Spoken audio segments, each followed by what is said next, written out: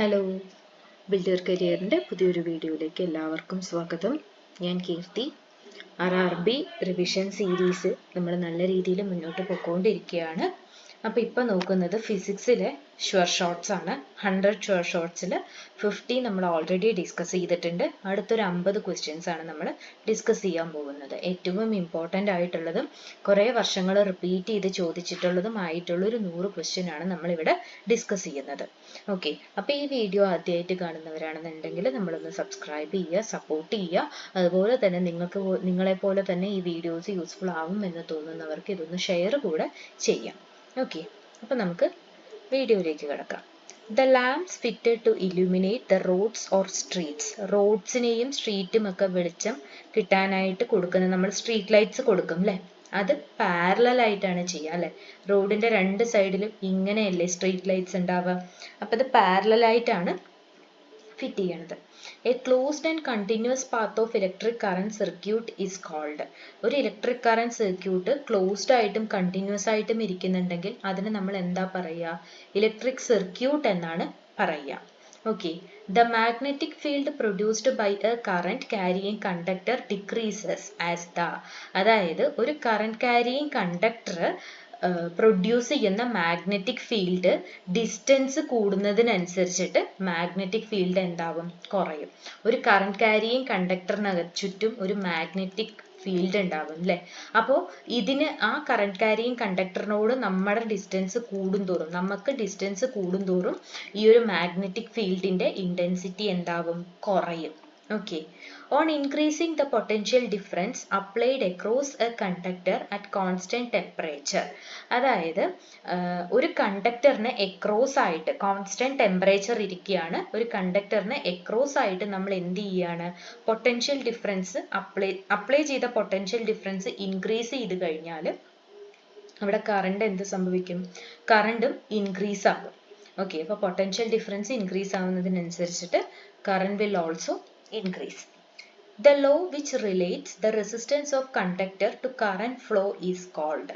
അതായത് resistance of conductor and current flow തമ്മിലുള്ള law നമ്മൾ എന്താ പറയുക? ജൂൾസ് ലോ എന്നാണ് പറയുക. ജൂൾസ് ലോ എന്നാണ് അതിനെ പറയുന്നത്. ഓക്കെ, അപ്പോൾ അത്രയും കാര്യങ്ങൾ മനസ്സിലായി എന്ന് വിചാരിക്കുന്നു. നമുക്ക് അടുത്ത ക്വസ്റ്റ്യനിലേക്ക് പോവാം. What will be the effect on the current if the resistance of to half keeping the voltage remains constant? അതായത് ഒരു റെസിസ്റ്റൻസ്, സർക്യൂട്ടിന്റെ റെസിസ്റ്റൻസ് നമ്മൾ പകുതിയായിട്ട് കുറയ്ക്കുകയാണ്. അങ്ങനെ പകുതിയായിട്ട് കുറയ്ക്കുകയും ചെയ്യാണ്. വോൾട്ടേജിന് ചേഞ്ച് ഒന്നും വരുത്തണില്ല. റെസിസ്റ്റൻസിനെ പകുതി കുറയ്ക്കും, വോൾട്ടേജിന് ചേഞ്ച് ഒന്നും വരുത്താതിരുന്നു കഴിഞ്ഞാൽ അവിടെ ഉണ്ടാവുന്ന കറണ്ടിന്റെ എഫക്റ്റ് എന്തായിരിക്കും എന്നാണ് ചോദിക്കുന്നത്. കറണ്ട് എന്താവും? ഡബിൾ ആവും. റെസിസ്റ്റൻസ് കുറച്ച് കഴിഞ്ഞാൽ പാസ് ചെയ്യുന്ന കറണ്ട് കൂടുകയല്ലേ ചെയ്യുക. റെസിസ്റ്റൻസ് എന്ന് പറഞ്ഞാൽ തടസ്സമാണ് അല്ലെ. തടസ്സം പകുതിയാക്കി കഴിഞ്ഞാൽ ഫ്ലോ ആവുന്ന കറണ്ട് ഇരട്ടിയാവില്ലേ. അതാണ് അവിടെ സംഭവിക്കുന്നത്. The formula for electric current is, electric കറന്റിന്റെ ഫോർമുല എന്താണ്? ചാർജ് ബൈ ടൈം ആണ്.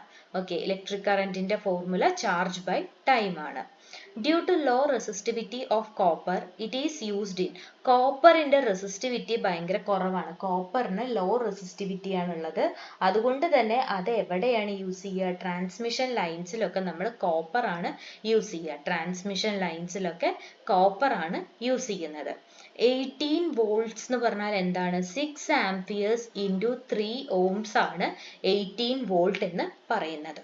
Okay, if 3 wires of tungsten, manganese and hard rubber are identical in dimension, then resistance of hard rubber is least. അതായത് 3 wire എടുക്കുകയാണ്. ടങ്സ്റ്റനും മാംഗനീനും hard റബ്ബറും കാണാൻ ഒരുപോലെയാണ്, അതായത് dimension എല്ലാം ഈക്വൽ ആണ്. അങ്ങനെയാണെങ്കിൽ അവിടുത്തെ റെസിസ്റ്റൻസ് ഏറ്റവും കുറവായിരിക്കും ഹാർഡ് റബ്ബറിനായിരിക്കും റെസിസ്റ്റൻസ് കുറവ്. ഒരുപോലെ കാണാനും ഒക്കെ ഉള്ള ഒരേപോലെയുള്ള വയേഴ്സ് നമ്മൾ എടുത്തു കഴിഞ്ഞാൽ അതിൽ ഏറ്റവും കുറവ് റെസിസ്റ്റൻസ് ആർക്കായിരിക്കും? ഹാർഡ് റബ്ബറിനായിരിക്കും ഏറ്റവും കുറവ് റെസിസ്റ്റൻസ് ഉണ്ടാവുന്നത്. ഓക്കെ, അടുത്തത് the resistance of A conductor is, ഒരു കണ്ടക്ടറിന്റെ റെസിസ്റ്റൻസ് എന്ന് പറഞ്ഞാൽ എന്താണ്? Ratio of voltage and electric current. Electric കറന്റിന്റെയും വോൾട്ടേജിന്റെയും റേഷ്യോ ആണ് കണ്ടക്ടറിന്റെ റെസിസ്റ്റൻസ് എന്ന് പറയുന്നത്. ഓക്കെ, അടുത്തത് if the length of a conductor is increased 5 times keeping material and thickness same its resistance will. അതായത് ഒരു കണ്ടക്ടറിന്റെ ലെങ്ത് നമ്മൾ 5 മടങ്ങ് കൂട്ടുകയാണ്. ആ മെറ്റീരിയലിന്റെ തിക്നെസ്സും മെറ്റീരിയലും ഒക്കെ അതേപോലെ തന്നെ വെച്ച് കഴിഞ്ഞാൽ നമ്മൾ എന്ത് മാത്രം ചെയ്യണത്? കണ്ടക്ടറിന്റെ ലെങ്ത് മാത്രം 5 ടൈംസ് കൂട്ടിക്കഴിഞ്ഞാൽ റെസിസ്റ്റൻസ് എന്താവും? ആദ്യത്തേതിൽ നിന്നും 5 മടങ്ങ് കൂടും, റെസിസ്റ്റൻസും കൂടും. ഓക്കെ, അടുത്തത് blades of windmill possess potential energy hence they are turned by a fast wind. നല്ല കാറ്റ് വീശിയിട്ട് വിൻമില്ലിന്റെ ബ്ലേഡിൽ അവിടെ ഉണ്ടാവുന്ന, അത് കറങ്ങുമ്പം അവിടെ ഉണ്ടാവുന്ന എനർജി എന്താണ്? പൊട്ടൻഷ്യൽ എനർജിയാണ് അവിടെ ഉണ്ടാവുന്നത്. Electric motor converts the electric energy into. Electric മോട്ടറിനകത്ത് നടക്കുന്ന കൺവേർഷൻ എന്താണ്? ഇലക്ട്രിക് എനർജീനെ മെക്കാനിക്കൽ എനർജി ആയിട്ടാണ് കൺവേർട്ട് ചെയ്യണത്.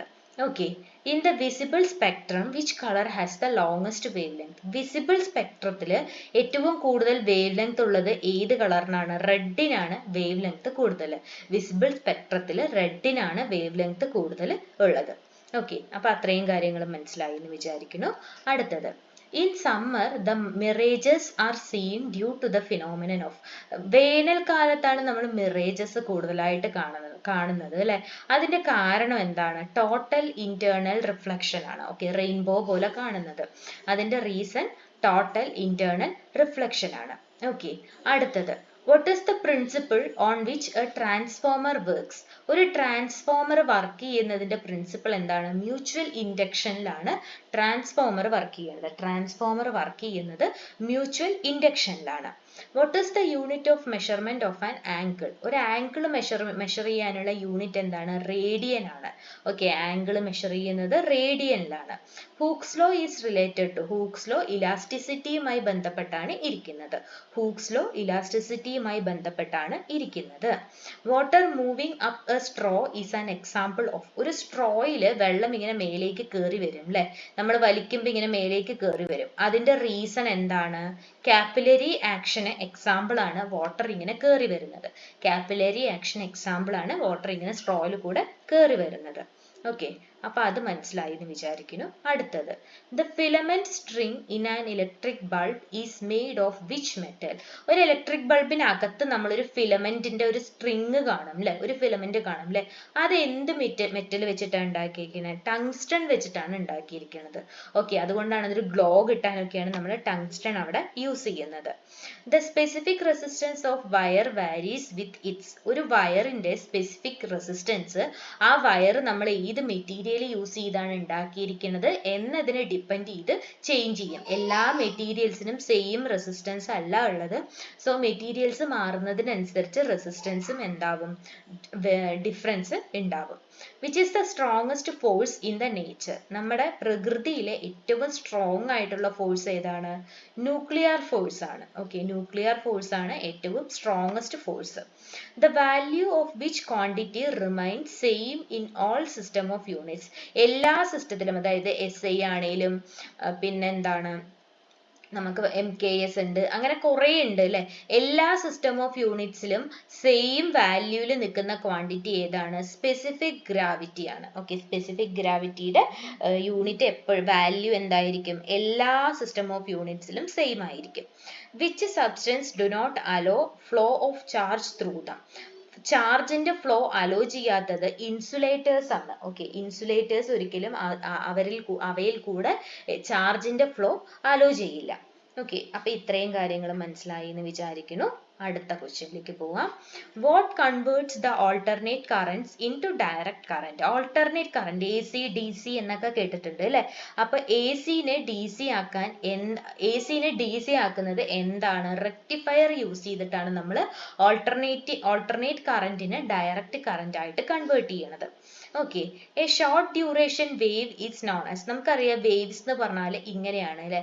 അപ്പൊ ഒരു ഷോർട്ട് ഡ്യൂറേഷനിലുള്ള വേവിനെ നമ്മൾ എന്താ പറയുക? പൾസ് എന്നാണ് പറയുക. ഓക്കെ, ഷോർട്ട് ഡ്യൂറേഷൻ വേവിന് പൾസ് എന്നാണ് പറയുക. സ്പെസിഫിക് റെസിസ്റ്റൻസിന്റെ യൂണിറ്റ് എന്താണ്? ഓം മീറ്റർ ആണ്. ഓം മീറ്റർ ആണ് സ്പെസിഫിക് റെസിസ്റ്റൻസിന്റെ unit. Magnifying glass is made of which type of lens? Magnifying glass എന്ത് ലെൻസ് ആണ് യൂസ് ചെയ്തിരിക്കുന്നത്? കോൺവെക്സ് ലെൻസ് ആണ് യൂസ് ചെയ്തിരിക്കുന്നത്. നമ്മൾ ഇങ്ങനെ വെച്ച് നോക്കുമ്പോൾ വലുതായിട്ട് കാണില്ലേ, അതാണ് മാഗ്നിഫയിങ് ലെൻസ്. അത് എന്ത് ലെൻസ് ആണ്? അവിടെ ഏത് ലെൻസ് ആണ് യൂസ് ചെയ്തിരിക്കുന്നത്? കോൺവെക്സ് ലെൻസ് ആണ് യൂസ് ചെയ്തിരിക്കുന്നത്. Which instrument is used to measure the altitudes in aircraft? എയർക്രാഫ്റ്റിലെ ഓൾട്ടിറ്റ്യൂഡ്സ് ഒക്കെ മെഷർ ചെയ്യാൻ നമ്മൾ ഓൾട്ടിമീറ്റർ ആണ് യൂസ് ചെയ്യുക. എയർക്രാഫ്റ്റിന്റെ ഓൾട്ടിറ്റ്യൂഡ് ഒക്കെ മെഷർ ചെയ്യാനായിട്ട് നമ്മൾ ഓൾട്ടിമീറ്റർ ആണ് യൂസ് ചെയ്യുക. ഓക്കെ, അപ്പൊ ഈ പറഞ്ഞ ക്വസ്റ്റ്യൻസ് എല്ലാം ക്ലിയർ ആയി എന്ന് വിചാരിക്കുന്നു. നമുക്ക് അടുത്ത ക്വസ്റ്റ്യനിലേക്ക് പോവാം.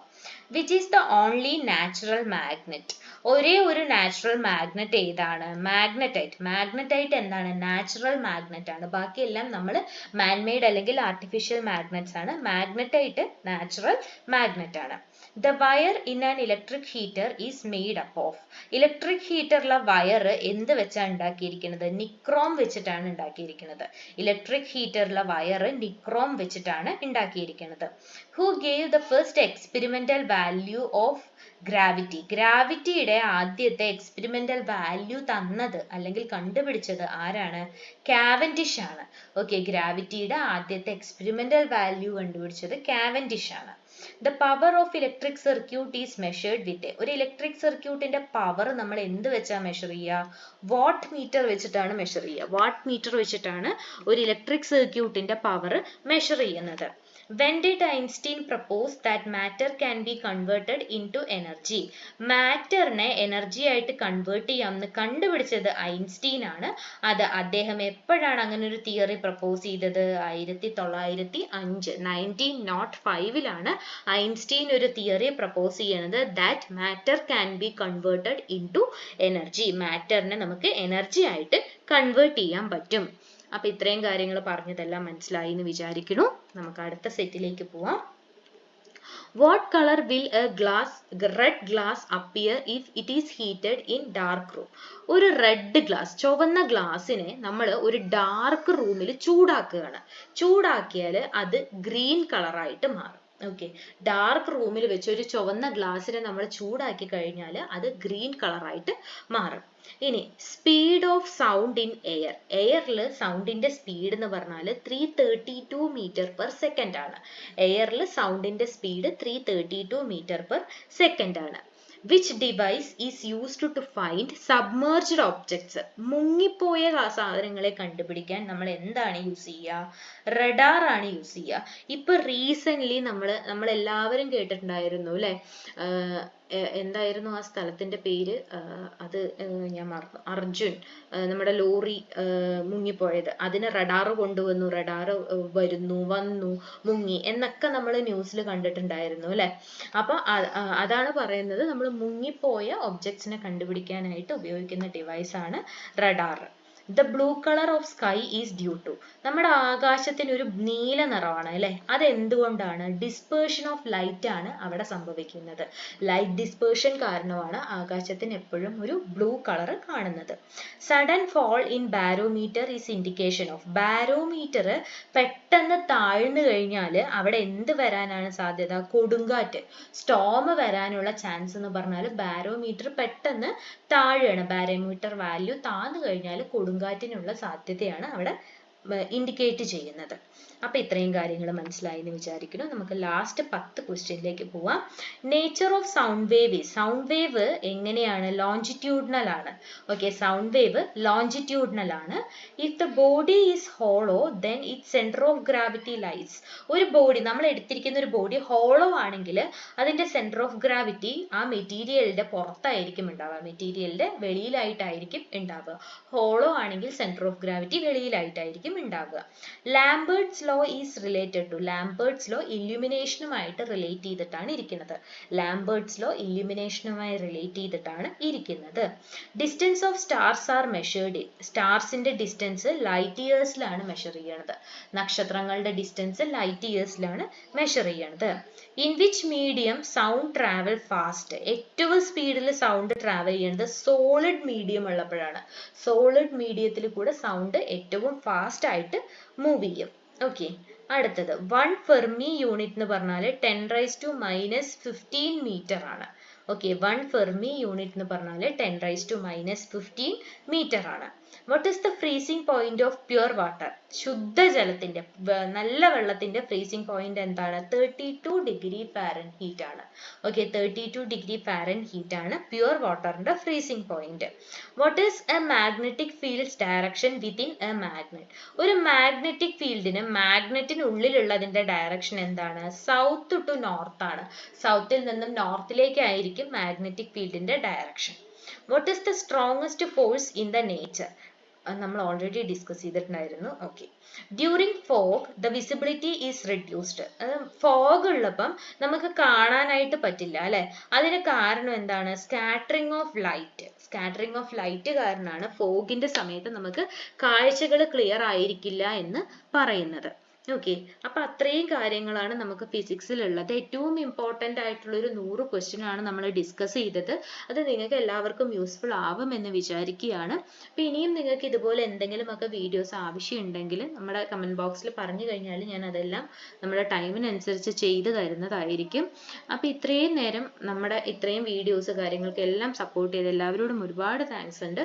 ഈ വീഡിയോ ആദ്യമായിട്ട് കാണുന്നവരാണെങ്കിൽ ഞാൻ നേരത്തെ പറഞ്ഞതുപോലെ നമ്മളൊന്ന് സബ്സ്ക്രൈബ് ചെയ്യുക, സപ്പോർട്ട് ചെയ്യുക.